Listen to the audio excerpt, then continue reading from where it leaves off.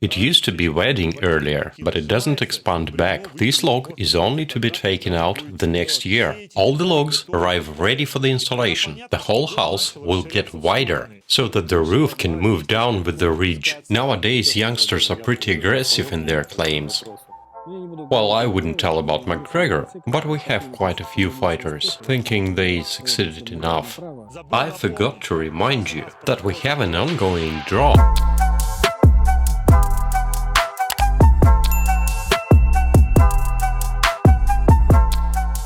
Hi everyone, Fedor's house is assembled. And now we're gonna make its review, including installation and other details that you need to know to manage the assembly. We will film the complete project of house exterior. Many people wrote asking to show the project. You're gonna see all that in this video. We also will show many assembly nuances that the one who builds a wooden house should know. Let's go and see what we have built.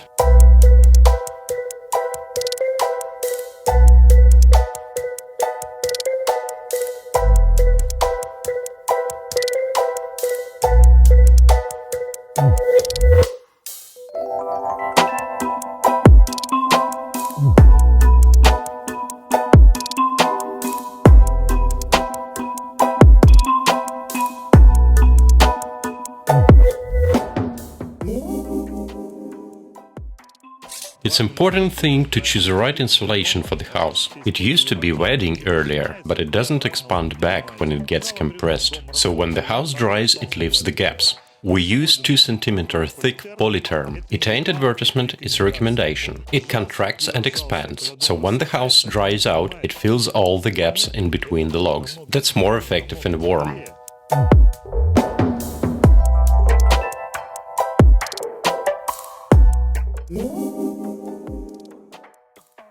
Take a note on an important detail in a house project. All windows and doors should be tied up with a lock so that it sets correctly. This lock is only to be taken out the next year when you will be installing the window frame. You saw it off, you mill the groove and install the frame. Then and only then the logs will settle down correctly. Up until the moment of the frame installation, all the tie-up logs should be in place. They are not to be taken out early. It's pretty easy to check the assembly quality, and I'll tell you how. All the logs arrive ready for the installation. No doorways nor windows are cut during the installation. It's pre-made at the factory. And when the assembly starts, it's a very common thing for the openings to get wider at the top. If the builders are in a hurry and don't do it right, it could be wider or narrower at the top. If it's wider, then on this top log, the gap will be bigger. And that denotes that the whole house will get wider to the top. If it's opposed and it gets contracted to the top, they will have to really hammer in this top log. Check that the joints for this log are all good and even. If this joint looks alright, then the builders are doing a good job. All the axes are perpendicular to the basement. That's a quality assembly. Always note all the details. It's very important how they mount the rafters. The log should be notched for the rafters, but the rafters should never be nailed to the logs. It is to be mounted with a sliding element, so that the roof can move down with the ridge. And along the length of rafters there should be no nails to the logs. Only the sliding elements are to be used. That is important for the setting. Note the rafters not nailed to the logs. It's mounted only with the sliding elements, and it's tied up in between with the studs.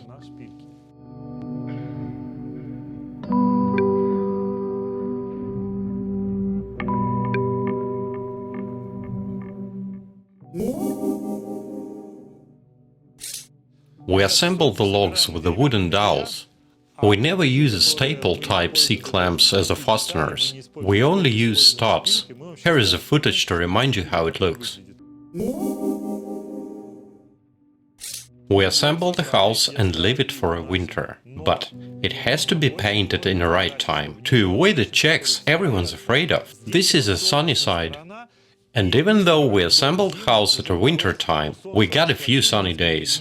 And take a look, despite all logs being cured, some small checks already appeared here.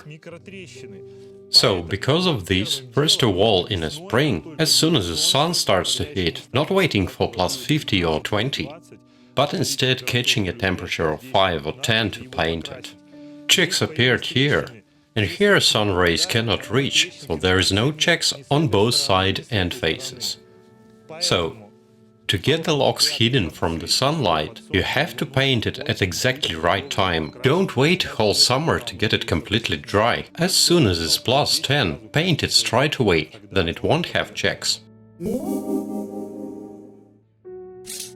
So, we reviewed the house from the outside, but we also do all the interior finishing. And with this house in particular, we've made the whole project design. We're gonna cover it in the next video. We'll make a complete review of the interior, and you will see how we implement it. But now we're gonna switch to the part of the Fedor's interview that's not included in the first video. Wanted to ask you, do you drive a car yourself? And if so, did you have any accidents? As of the moment I got a license, I'm driving, and accidents are pretty rare. Though recently I had a small occasion. We talked peacefully and apologized to each other, and just continued driving. Was a guy making a claims, or was he offensive in any way? No, we just pulled down the windows. He recognized me, and we apologized to each other, and continued our route. Nowadays youngsters are pretty aggressive in their claims. Definitely that's a disaster. I often see young fighters winning a few rounds. Like McGregor, for example. Well, I wouldn't tell about McGregor, but we have quite a few fighters, thinking they succeeded enough to be able to give an advice to everyone around, concerning how to live your life, how to train in sports, how to behave, and etc. Under any circumstances, they state their opinion. I think the one should first settle down his own life, and then maybe speak to the world. As about someone giving advices to me personally on how to make it trainings, and that happens sometimes, I think for the one to be able to advise me on the trainings, it's absolutely necessary to actually get to one of the trainings, and only then think it over. Guys, I forgot to remind you that we have an ongoing draw of the Those with the Fedor's autograph. Check the link from the video of Staria's call. You just have to leave your comment to participate in the draw of the prize. We will randomly choose 3 comments to award with the gloves and Fedor Emelianenko autograph on it. So these gloves can become yours. To understand how wooden house is built, we'll have to do the paperwork. And the first sketch we need is the foundation plan, so that we have the outer sizes. And when we have it, we can set the logs on top. Outer sizes of the logs and the foundations differ. The log sizes measure XL. Logs have a multiplicity. Here is 28th log. That means that axially we have 14 centimeters. We have to consider that, so that the logs don't stick out or in from the foundation. So we set the logs on top and check it. We check the second floor and sketch up the walls, so that we get an idea of how it looks from all the sides.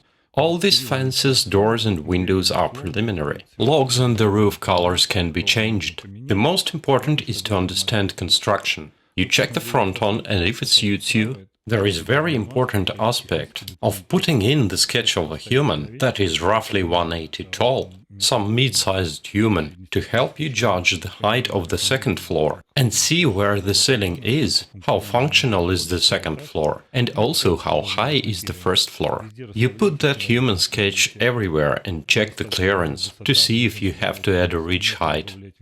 Check everything from all the sides, doors and windows that are made smaller on the plans, so that they cut to size during construction. We check from the 45-degree angle. Double-check the second floor. These side walls are often made lower. Of course, here we added some height for Fedor's house, to add some space on an attic-type second floor. Also, we check the beams. Here is the beam plan. We check to have enough beams so that they do not bend. And at this stage we can sketch up the roof, to send it out to the factory and get a quote. Check the rafters. We sketch it up in advance to see the amount of material needed for the construction. And on this stage of the project, we already know the exact count of logs, beams or rafters. We have a clue on all the materials. Always check the intercuts to understand how you're gonna insulate it and how you're gonna join things. Also, always check the height to match up perfectly. We sketch all the joints for the guys who's gonna mount it, so they know a type of joints we use, and that is very important. We are not using nails so the rafters can move down while the logs set. They have to be able to slide. That is a very important nuance, I'm saying. The sketches of all the joints, because we have a 6-meter rafters, and the roof reach can be 9 or 10 meters, so we always sketch all the joints. Here we have a sliding joint. We filmed that bit and we'll show it to you, because that's an important aspect. The roof should be able to slide while wood is setting. The logs contract and it moves down, the ridge moves down, and rafters move sideways. You can't do that without this sliding element, because the logs will be hanging. Then we plan the walls layout. Because the logs are gonna arrive completely done, there's no need to saw anything on the side. All these big and small beauties arrive completely ready for the assembly. So it is important to check every little aspect, every small detail. Check the levels and the openings. Check all the beauties, because it's really hard to change something during the construction and nearly impossible to build something up. Besides the wall, every axis fragment and every notch gets checked. Again, we make the doors and windows smaller. We undercut it so that we are able to sew it to the size at the site. We shrink it for at least 10 to 15 centimeters. You check the balcony and all the elements.